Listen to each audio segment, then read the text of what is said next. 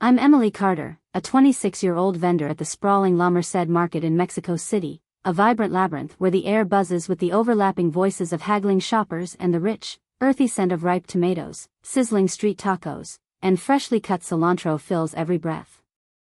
My stall is a humble setup, a weathered wooden table draped with a faded blue tarp, surrounded by crates brimming with avocados, onions, limes, and baskets of vibrant red chilies, all sourced from local farmers I've known since I was a scrawny kid trailing my parents through these same aisles. I wear a worn denim shirt with the sleeves rolled up to my elbows, the fabric soft from years of use, paired with a red bandana that keeps my chestnut hair, streaked with hints of sun-bleached gold, from sticking to my sweat-dampened forehead. My hands, calloused from years of hauling produce, move with practiced ease as I weigh goods on an old brass scale, its needle wobbling with every transaction. I live with my grandmother, Rosa, in a modest two-room house in Iztapalapa, a working-class neighborhood where the streets echo with the honk of overcrowded taxis, the shouts of street vendors, and the rhythmic bounce of soccer balls kicked by kids playing in the alleys. Our home is a patchwork of peeling paint and creaky floors, furnished with a sagging couch and a tiny kitchen where Rosa cooks beans and tortillas on a gas stove that sputters more than it burns. After my parents died in a car accident when I was 18, I dropped out of community college to care for Rosa, whose arthritis has worsened with age, making it hard for her to walk without a cane. I took over their market stall, learning the trade from the ground up, how to spot a ripe mango, how to haggle with suppliers, how to smile through exhaustion. The work is grueling, my back aches by mid-morning, my feet throb in my cheap sandals by afternoon, but it's my lifeline. The money barely covers rent, utilities, and Rosa's medications, leaving little for myself. I dream of art school, of sketching the vibrant colors of the market on canvas, but those dreams feel as distant as the stars I can barely see through the city's haze.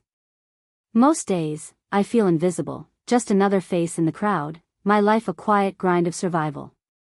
That changed one sweltering Tuesday morning in June, the sun beating down with unrelenting heat, turning the market into a shimmering oven. I fanned myself with a crumpled copy of La Jornada, the ink smudging my fingers, when a man approached my stall, his presence cutting through the chaos like a cool breeze. He was tall, maybe 32, with dark hair swept back from a strong forehead and hazel eyes that caught the light like polished amber. His crisp white shirt, the top button undone to reveal a hint of tanned collarbone, contrasted with khaki pants that looked freshly pressed, too pristine for the dusty market floor. A leather watch gleamed on his left wrist, and a canvas tote bag hung casually over his shoulder, the kind of accessory that screamed money without trying.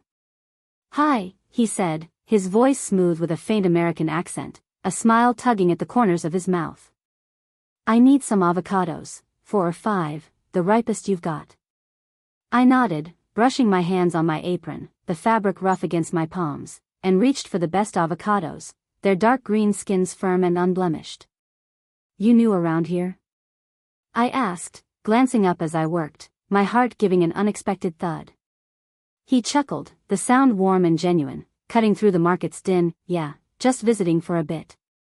I'm Daniel Hayes." I handed him the avocados, our fingers brushing briefly, a jolt of electricity sparking where our skin met. "Emily," I said, my voice softer than I intended, a shy smile tugging at my lips. He paid with a crisp $20 bill, leaving a tip that was double the cost of the avocados, the generosity catching me off guard. As he turned to leave, he paused, glancing back with a grin that made my stomach flip. "I'll see you around, Emily." That night, as I sat at our wobbly kitchen table counting the day's earnings under the flicker of a single bulb, Rosa shuffled in, her cane tapping the floor. She noticed my quiet smile, her dark eyes narrowing with curiosity. "What's got you so dreamy, Mija?" she teased, her voice raspy but warm.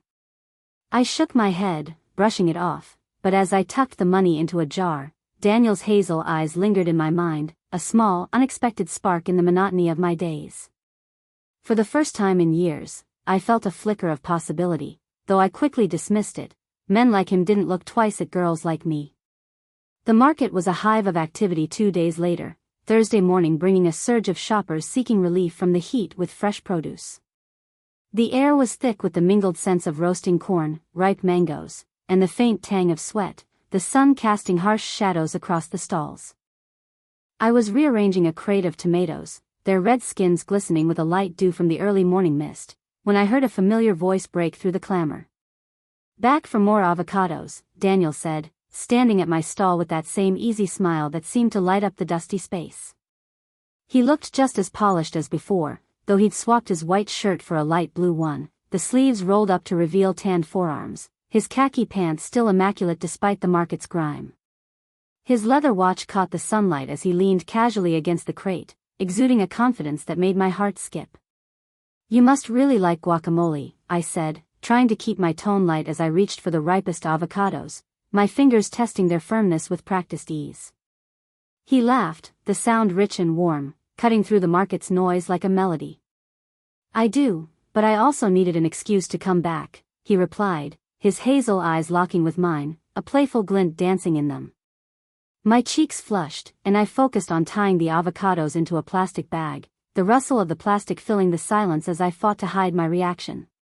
We fell into conversation as I worked. He asked about the market's history, how long I'd been here, and I found myself opening up, my usual guardedness slipping. I told him about Rosa, how she'd raised me after my parents' accident, her arthritis making every step a challenge, and how I'd taken over the stall to keep us afloat. "She sounds like a fighter," he said, his tone softening, and I nodded, a lump rising in my throat. "You've got your hands full," he added, his gaze lingering on my calloused fingers as I handed him the bag. "Yeah," I admitted, shrugging. "I just do what I have to."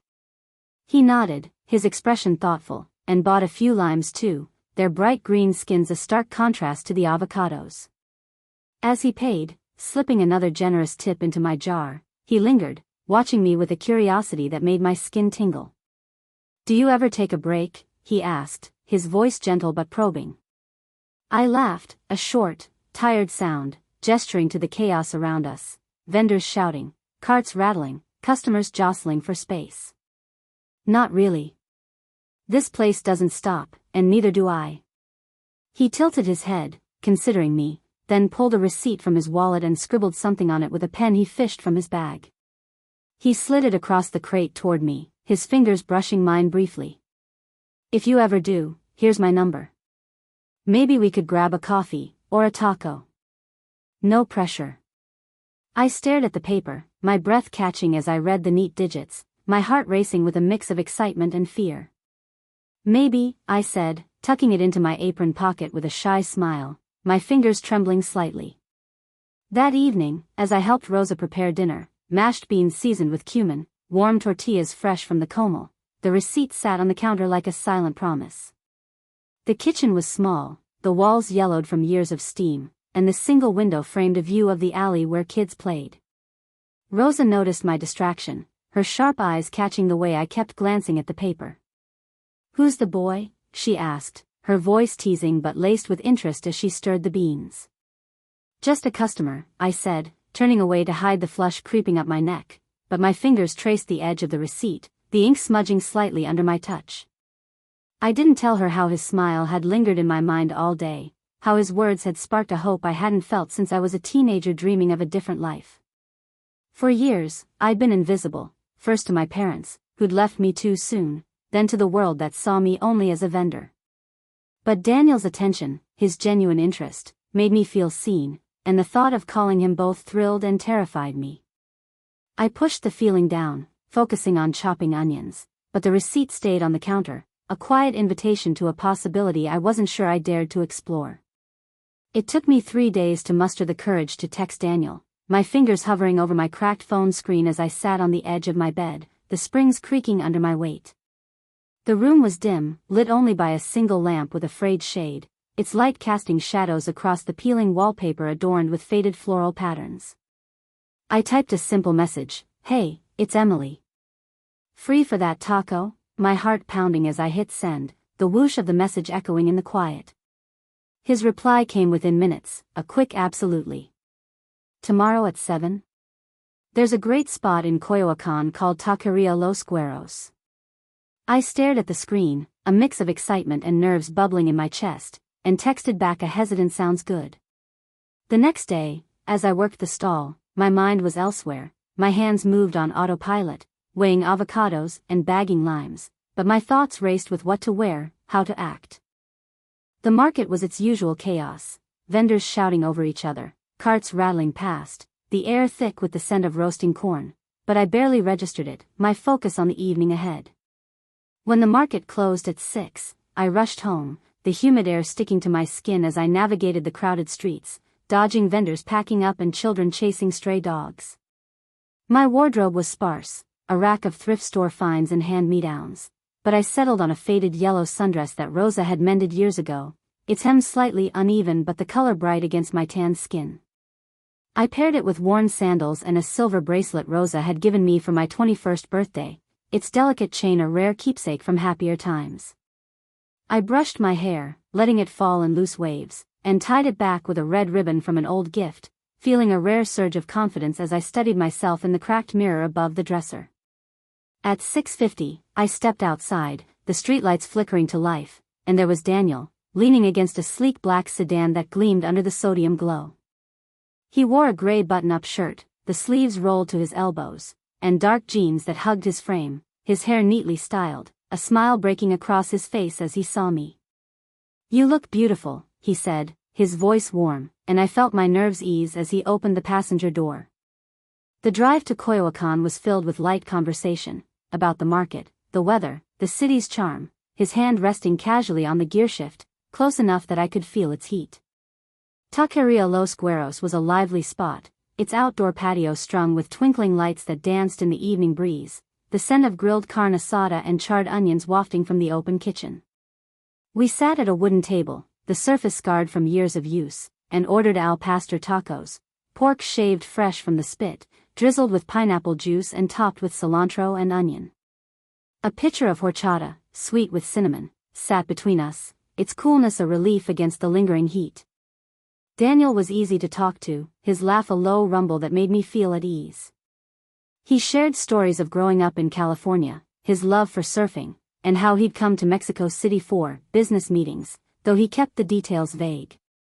I opened up too, telling him about Rosa, how she'd taught me to cook, how I'd taken over the stall after my parents' accident, and my buried dream of studying art. "You've got an artist's soul," he said, pointing to the way I'd arranged the lime wedges on our plate, a small, unconscious flourish. I laughed, blushing, the compliment warming me more than the food. After dinner, we wandered through Coyoacán's cobblestone streets, the air filled with the distant strum of a guitar and the chatter of couples strolling hand in hand. The colonial buildings, painted in soft pastels, glowed under the streetlights, and the scent of jasmine from nearby gardens mingled with the city's earthy pulse. Daniel reached for my hand, his grip gentle but firm, and I let him, my pulse quickening as our fingers intertwined. We stopped by the Fountain of the Coyotes, its water sparkling under the moon, and he turned to me, his hazel eyes soft. "I'm glad you came tonight," he said. "Me too," I replied, my voice barely above a whisper, the moment feeling fragile yet electric. He drove me home, the car's interior quiet except for the hum of the engine, and as I stepped out, he leaned across the seat. "I had a great time, Emily," he said, his smile lingering. "So did I answered, my heart full as I waved goodbye. That night, lying in bed, the hum of the city filtering through my window, I replayed every moment, his laugh, his touch, the way he looked at me, and for the first time, I dared to believe my life might hold more than the market's endless cycle. The weeks that followed turned Daniel into a steady presence in my life, a bright thread woven into the fabric of my routine. He visited the market almost every other day, sometimes buying avocados or limes, sometimes just leaning against my crate to chat while I worked, his presence drawing curious glances from the other vendors. Old man Jose, who sold handmade baskets 2 stalls down, would nudge me with a grin, muttering, "Ese gringo tien ojos solo para ti," while Señora Marta, the tamale lady, winked as she passed with her steaming cart. I brushed off their teasing, but I couldn't deny the warmth that spread through me every time Daniel appeared, his hazel eyes crinkling with that easy smile. Our dates became a rhythm of their own, each one a step deeper into something I hadn't expected. One Saturday, we spread a blanket in Chapultepec Park, the sprawling green oasis in the heart of the city, where we fed breadcrumbs to ducks waddling along the lake's edge, their quacks mingling with the laughter of families around us. The air was thick with the scent of grass and the faint tang of street food from nearby vendors, and Daniel unpacked a picnic, fresh tortillas, queso fresco, and a jar of homemade salsa I'd made the night before. We talked for hours, the sun dipping low, painting the sky in hues of orange and pink, and I found myself laughing more than I had in years. Another evening, we caught a double feature at a small art house theater in Roma, the seats worn and the screen flickering with old films. We shared a bucket of buttery popcorn, the salt lingering on our lips as we giggled at a cheesy rom-com, his arm resting lightly on the back of my chair. The theater's dim light cast shadows across his face, and I noticed the way his jaw tightened during the sad parts, a vulnerability that made my heart ache. Back at my place one quiet Tuesday, I invited him for dinner, the kitchen filled with the aroma of simmering chicken mole as Rosa shuffled in to meet him. She eyed him suspiciously at first, her cane tapping the floor, but Daniel won her over with stories of his travels, how he'd once gotten lost in a Moroccan souk, bargaining for a rug he couldn't carry. "He's a good one, Mija," Rosa said later, her approval a rare gift that made my chest swell with pride. Daniel was patient, never rushing me, always listening when I vented about the market's demands, how I worried about Rosa's worsening arthritis, how the rising costs of produce kept me up at night, how I sometimes felt trapped in a life I hadn't chosen. One crisp evening, we sat on a bench in the Zocalo, the city's main square alive with the glow of streetlights and the murmur of tourists snapping photos of the Metropolitan Cathedral. The air was cool, carrying the faint scent of roasted chestnuts from a nearby vendor, and the square's stone tiles reflected the golden hues of the evening. Daniel turned to me, his expression shifting to something serious, his hazel eyes searching mine. "I admire you, Emily," he said, his voice low but firm. "You work so hard, day after day, and you never complain. I've never met anyone like you." I looked down, my fingers twisting the hem of my dress, the fabric worn thin from too many washes.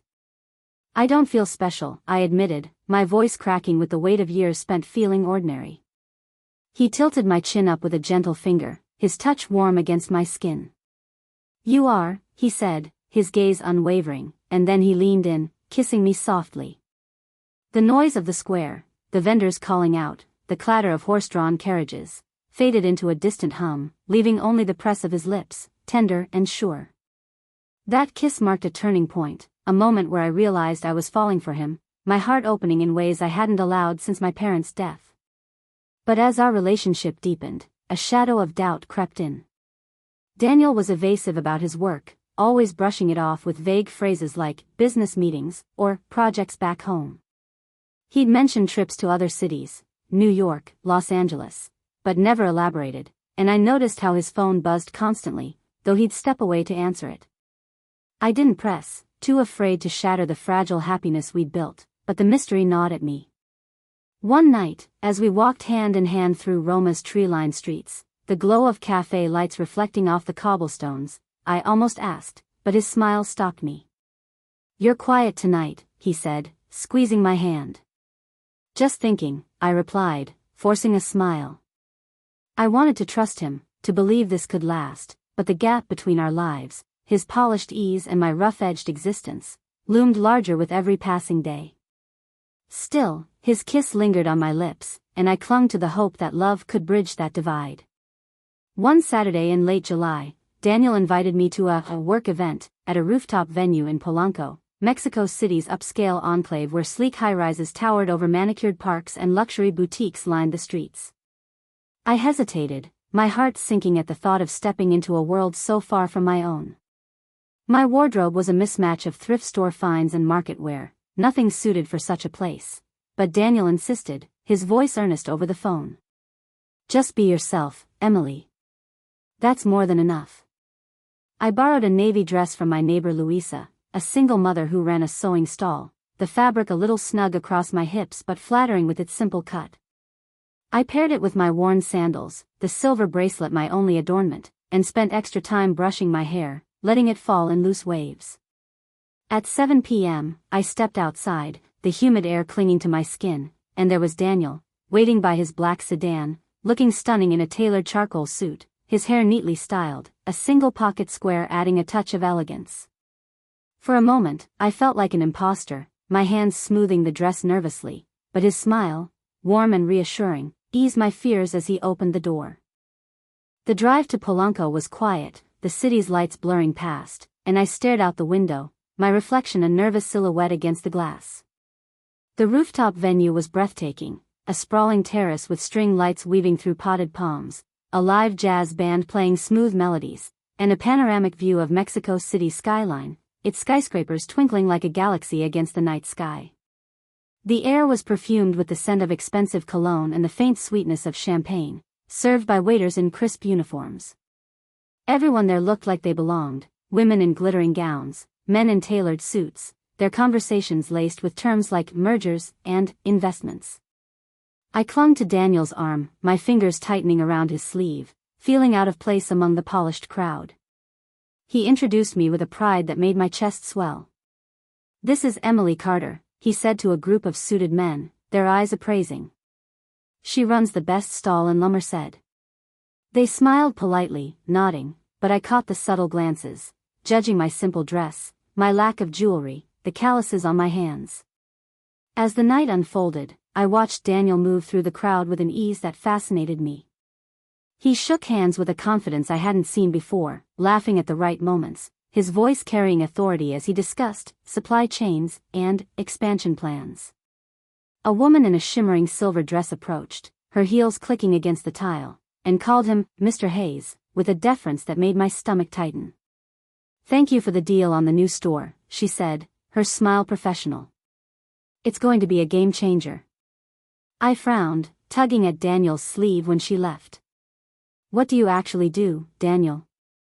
I asked, half joking but with an edge of curiosity. He hesitated, his smile faltering, then recovered. "I'll tell you soon, I promise," he said, his tone light but evasive. The vagueness stung, a prick of doubt piercing the bubble of the evening, but I let it go, not wanting to ruin the moment. We danced under the lights, his arms around my waist, the jazz band's notes wrapping us in a cocoon of intimacy. His touch was warm, his breath against my ear as we swayed, and for a while, I forgot my insecurities. But as we left, the city's lights reflecting in the car windows, I couldn't shake the feeling that Daniel's world was vast and wealthy, a stark contrast to my own. That night, back in my room, I slipped off Luis's dress, the fabric pooling at my feet, and stared at myself in the mirror. The silver bracelet glinted faintly, a reminder of my roots, but my mind raced with questions. Who was Daniel Hayes, really? Could I ever fit into his life, or was I just a fleeting curiosity to him? The thought kept me awake, the hum of the city outside my window a restless lullaby. The week stretched into August, the rainy season bringing a welcome coolness to Mexico City, though the humidity clung to everything. My relationship with Daniel deepened, our dates becoming a cherished escape from the market's grind. We explored the city together, wandering the Frida Kahlo Museum in Coyoacan, where the vibrant colors of her paintings mirrored the life I wanted, sharing churros at a stall in Centro Historico, the cinnamon sugar dusting our fingers, even sitting on my porch with Rosa, sipping hibiscus tea as the sunset painted the sky. But the mystery of his work gnawed at me, his vague answers fueling a quiet unease. One Friday evening, as I closed the stall, my phone buzzed with a text from him, "Meet me at El Balcón at 7. I need to talk." El Balcón was a renowned restaurant in the historic center, its terrace offering stunning views of the Zocalo and a reputation for prices that made my stomach knot. I hesitated, my fingers pausing over the screen, but curiosity, and a flicker of hope, won out. I replied, "See you there." I arrived early, the streets alive with the hum of evening vendors and the glow of streetlights reflecting off the cathedral's stone facade. My yellow sundress felt inadequate as I stepped into the restaurant, its elegant dining room a symphony of dark wood panels, crystal chandeliers, and walls lined with black and white photos of old Mexico City. The maitre d' led me to a table by the window, where Daniel waited, standing as I approached. He wore a navy blazer over a white shirt, his hair neatly combed, but his expression was tense, his hazel eyes clouded with something I couldn't read. He pulled out my chair, his touch lingering on my arm, and murmured, "You look beautiful," though his voice lacked its usual warmth. We ordered, grilled tilapia for me, a ribeye for him, and made small talk about the market, the weather, the city's charm, but the air between us felt thick with unspoken words. The food arrived, the fish flaky and seasoned with lime, the steak juicy with a hint of chimichurri, but I barely tasted it, my stomach churning with anticipation. After the plates were cleared, Daniel set his fork down, his hands clasping tightly in front of him. He took a deep breath, his gaze locking with mine. "Emily, I need to tell you something," he said, his voice low and unsteady. My heart sank, bracing for rejection or some hidden flaw. "What is it?" I asked, my voice a whisper, my fingers twisting the napkin in my lap. He ran a hand through his hair, a nervous habit I'd come to recognize, and exhaled. "I haven't been completely honest with you," he began, his eyes searching mine. "I'm not just some guy visiting Mexico City. I own a chain of supermarkets, Hayes Markets. We're expanding into Mexico, and I'm a millionaire." The words hit me like a wave, crashing over the quiet intimacy of the moment. I blinked, my mind struggling to process, the clink of glasses and murmur of other diners fading into a distant hum. "A millionaire?" I repeated, my voice small, almost lost in the restaurant's elegance. He nodded, his expression a mix of guilt and hope. "I didn't tell you because I wanted you to like me for me, not my money. I grew up with wealth, but it never defined me, until I met you. You're real, Emily, and I've fallen for you. I couldn't keep it from you anymore." I stared at my hands, the calluses stark against the white tablecloth, a physical reminder of the life that separated us. "Why me?" I asked, my voice cracking with insecurity. "I'm just a market girl, Daniel. I sell avocados for a living." He reached across the table, his fingers closing over mine, warm and steady. "You're not just anything," he said, his tone fierce with conviction. "You're strong, kind, hardworking, everything I've never had in my life. I love you, Emily." The words washed over me, tears pricking my eyes, not from sadness, but from the raw honesty in his voice, the way he saw me beyond the stall, beyond my struggles. I squeezed his hand, a silent acknowledgement, my heart a tangle of fear and hope as I began to see a future where our worlds might align. The days following Daniel's confession were a storm of emotions, a whirlwind that tested the fragile bridge we'd built. At first, I struggled to reconcile his wealth with my reality, his sleek car, his tailored suits, the ease with which he navigated a world I'd only glimpsed from the outside, all felt like a wall between us. I'd wake up in my cramped room, the mattress sagging under me, and wonder if I could ever belong with him. The market remained my anchor, its familiar chaos grounding me as I weighed produce and chatted with Jose, but my mind was elsewhere, replaying Daniel's words. He sensed my distance, his texts growing more frequent, sweet messages like "thinking of you" or "can't wait to see you," and his visits to the stall more intentional. He'd show up with coffee for me and Rosa, the rich aroma filling the air as he handed me a cup, and help me carry heavy crates of onions, his strength making the task easier.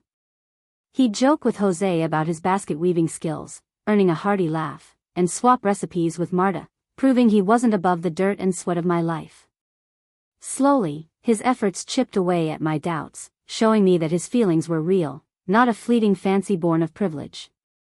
One humid afternoon in mid-August, as we sat on my porch sipping tamarind agua fresca, its tart sweetness cutting through the heat, the condensation dripping down the glass, Daniel turned to me, his expression serious. The porch was a simple structure, its wooden railing weathered by years of rain, and the street below buzzed with the usual sounds of Iztapalapa, children shouting, a radio playing ranchera music. "I have a proposal," he said, his voice steady but laced with anticipation. My heart skipped, my mind leaping to marriage, a vision of a ring and a white dress flashing briefly, but he smiled, dispelling the tension. "Not that kind, yet," he added with a grin, his teeth white against his tanned skin. "I want to make you a partner in my business. You know the market better than anyone. You could help us source directly from vendors, ensure fair prices for farmers. We'd build it together." I stared at him, stunned, the glass slipping slightly in my hand as Rosa's approving nod caught my eye from her chair, her dark eyes shining with pride. "Me? A partner?" I echoed, my voice trembling with disbelief, the idea overwhelming in its scope. He nodded, leaning closer, the scent of his cologne, something woody and subtle, mingling with the tamarind. "You'd be amazing, Emily. I've seen how you negotiate, how you care about the people here. This could be your chance to grow, to do more than just survive." I've been thinking about expanding Hayes markets with a focus on local sourcing, and you're the heart of that vision. The idea was a tidal wave, me, a market vendor with no formal education, stepping into a corporate world, but the vision of helping farmers, of turning my knowledge into something bigger, ignited a spark. I looked at Rosa, her presence a steadying force, and felt a surge of courage. "Yes," I whispered, the word a key unlocking a door I'd never dared to open, my voice gaining strength as I repeated, "Yes, I'll do it." Daniel's smile widened, and he pulled me into a hug, his arms strong and warm, the embrace a promise of a future I'd only dreamed of. Rosa clapped her hands, a rare sound of joy, and the moment felt like a turning point, a bridge between my past and a new beginning. A month later, on a crisp September evening, we celebrated the partnership at a party in La Merced. The market transformed into a magical haven that reflected the community's spirit. String lights crisscrossed above the stalls, casting a warm glow over tables laden with tamales steaming in corn husks, bowls of pozole rich with hominy and pork, and platters of fresh fruit, mangoes, papayas, and limes, donated by my fellow vendors. The air thrummed with mariachi music, the trumpets and violins weaving a joyful melody, and the crowd was a vibrant tapestry, my market family, including Jose with his baskets, Marta with her tamales, and Luisa with her sewing samples, mingled with some of Daniel's colleagues, their suits a stark contrast to the casual attire of the vendors. I wore a new dress, a soft coral color I'd splurged on with my first partnership check, the fabric flowing elegantly over my frame, the hem brushing my calves, making me feel beautiful in a way I never had. Rosa sat at a table near the edge, beaming as she watched me, her cane resting against her chair, her face lit with pride. Daniel stood beside me, his arm around my waist, his touch a steady anchor as he raised a glass of sparkling cider, chosen for the occasion to include everyone. To Emily, he toasted, his voice carrying over the crowd, my partner, my inspiration, the heart of this new venture. The crowd cheered, glasses clinking in a symphony of celebration, and I felt a sense of belonging wash over me, the market's familiar scents, earth, spice, and sweat, mingling with the sweetness of the moment. As the night wore on, we danced under the stars, the mariachi band playing a lively ranchera, Daniel's arms strong around me, his breath warm against my ear as he whispered, "I'm so proud of you." I smiled, resting my head on his chest, the steady beat of his heart grounding me.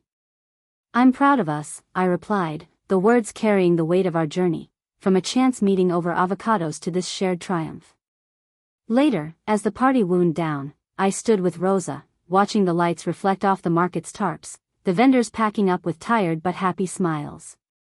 "You found your place, Mija," she said, her voice thick with emotion, her hand patting mine.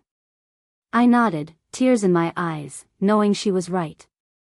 That night, back in my room, the market quiet outside my window, I lay in bed, the coral dress draped over a chair, and let the day's joy settle into my bones. My life, once defined by the struggle to survive, was now blooming with possibility, love, partnership, purpose, and I couldn't wait to see where this new path would lead, hand in hand with Daniel.